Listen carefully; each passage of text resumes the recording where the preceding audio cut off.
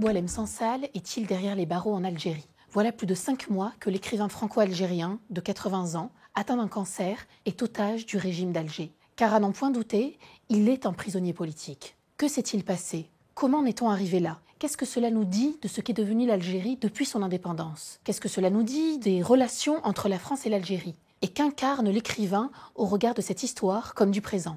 Pour comprendre ce que certains nomment l'affaire Boualem Sansal, il faut accepter de se pencher sur l'évolution de l'Algérie post-62, c'est-à-dire sortir du piège entretenu par le régime de Tebboune qui consiste à tout ramener au passé lointain, entretenir le ressentiment issu de la colonisation. Une manière d'éluder le présent, les échecs du pays, dont l'un des signes les plus tangibles est le fait que la plupart des Algériens en France ont quitté leur pays après l'indépendance et continuent d'ailleurs de fuir en grand nombre. L'écrivain incarne ce que le régime algérien exècre. D'abord, il a demandé la nationalité française et il l'a obtenue. Une double nationalité donc que l'Algérie ne reconnaît pas et qui est avant tout considérée comme une faute morale, avec beaucoup d'hypocrisie. C'est ce qui justifie aux yeux de ces autorités le refus que Boualem Sansal puisse bénéficier des visites des services consulaires français. Autrement dit, cette affaire ne concernerait que l'Algérie. En 2023, le régime algérien, par le biais du président Tebboune, lui-même, réintroduit dans l'hymne national algérien un vieux couplet anti-français. La volonté d'affrontement est donc bien antérieure à la reconnaissance de la marocanité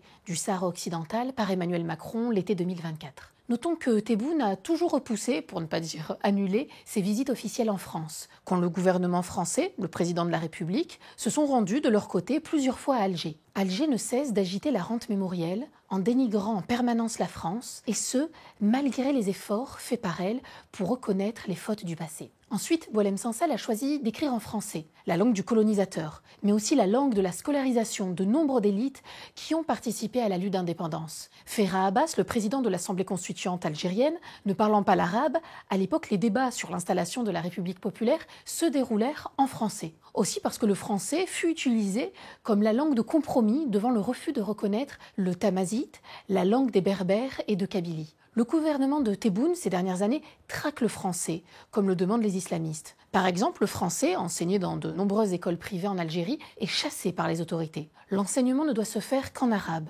Et les étudiants qui choisissent la langue de Molière, dans le cadre de leurs études, voient leurs conditions d'études durcies. Sauf bien sûr pour les enfants des élites qui fréquentent le lycée français ou qui font leurs études de médecine, qui demeurent enseignées en français. Hypocrisie donc à l'avantage des puissants et aux dépens des autres. Boualem Sansal paie aussi ses liens avec Israël, son rapport sain au judaïsme, dans un pays où l'État hébreu est nommé par la formule antisémite antitétioniste. L'antisémitisme de l'Algérie se voit dans les chiffres. Avant l'indépendance, on comptait 150 000 juifs, aujourd'hui il ne serait que quelques dizaines. Boualem Sansal n'a jamais caché son tropisme juif, lui qui tout jeune avait lié des liens d'amitié avec le rabbin de son quartier à Alger, devenant, comme il l'a raconté, le grouillot de synagogue et apprenti rabbin juif par la culture et non par la mère. Il s'est également rendu en Israël à dénoncer le Hamas et ses atrocités du 7 octobre. Et pour couronner le tout, son avocat français est Maître François Imré, à qui l'Algérie refuse d'accorder un visa pour rendre visite à son client, incarcéré, au motif que François Imré est juif.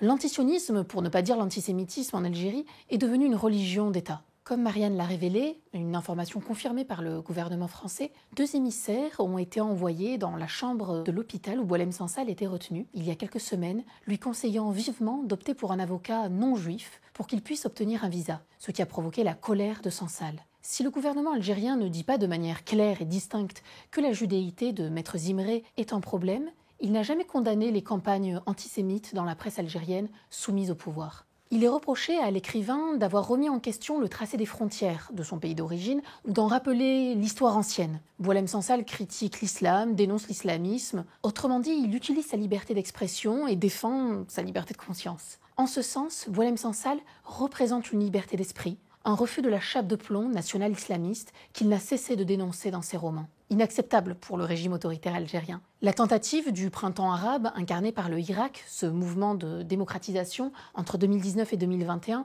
n'a pas accouché sur plus de démocratie. Ces derniers mois, un palier supplémentaire a été franchi dans la traque aux opposants et aux Algériens libres plus largement. Ainsi, une jeune femme influenceuse algérienne a été condamnée à 5 ans de prison ferme pour avoir dansé sur ses réseaux sociaux. Lors du Ramadan, cette année, un avocat populaire sur une chaîne de télévision du pays a conseillé aux Algériens de dénoncer aux autorités publiques ceux qui mangeaient pendant le jeûne du Ramadan. بشرط ما تنشريش الصوره تاع هذا اللي ياكل، ما تنشريهاش في مواقع التواصل، اعطيها لمصالح الامن. شتي انسان في مكان عمومي ياكل، صوريه وثقيه، عيطي الرقم الاخضر تاع الشرطه، ارسلي هذيك الصوره الفيديو اللي درتيه. Des pasteurs sont emprisonnés. Les autorités algériennes renouent avec le pire quand elles assassinaient les opposants, Krim Belkacem, pourtant l'un des fondateurs du FLN en 1970, Ali Meissili en 1987 sur le boulevard Saint-Michel. Tous ceux, en somme, qui refusent depuis 1962 une société corsetée, autoritaire, où les richesses ne profitent qu'à quelques-uns pendant que les autres en pâtissent. Emprisonner sans salle, tenter de le faire taire, est donc une manière de ne pas questionner l'essentiel de ce que l'Algérie est devenue depuis son indépendance.